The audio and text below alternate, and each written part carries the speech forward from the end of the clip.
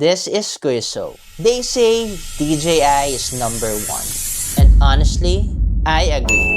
This year, I bought the DJI Osmo Pocket 3 and it changed the way I create stories. I bought the Pocket 3 during the Photo World Asia 2025 because I wanted something portable, something handy, but still with the best quality. Dati kasi Sony CVE10 ang gamit ko. Maganda siya pero bulky pa rin, and DJI solved that problem. Osmo Pocket 3 was my best friend. During our Mastering Content Creation and Social Media Production course under the Nexus School of iAcademy, the Osmo Pocket 3 documented my journey.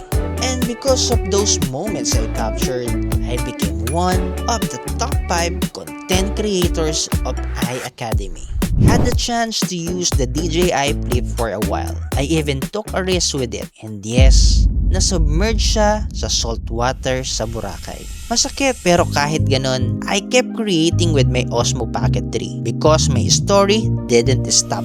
This setback led me to another blessing, the DTI Malikhaing Pinoy program where I became a Malikhaing Pinoy scholar. And yes, DJI helped me document that journey too. With the Osmo Pocket 3, I captured interviews with Direk Leo Martinez, DTI Malikhaing Pinoy film mentors, and di lang yon, artists like the P-pop group Kaya. Idols natin, walang iba kundi ang... And of course, may mga B-rolls din tayo from the Asian cutie, Sir Albert Nicolas. Nga pala, during our iAcademy days, ang daming na-amaze sa Osmo Pocket 3, including my classmate, Atasca Mercado, the Viva Max Princess. And of course, meron din tayong ibang artists like Gian Moriel, the girl drummer of Rouge, Direk Ryan Adencial, Boy, and of course, our DJI Philippines marketing team.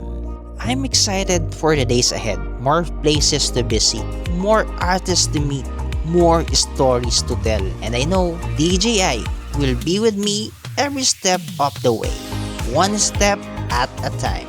This is my DJI story, and I can't wait to create more.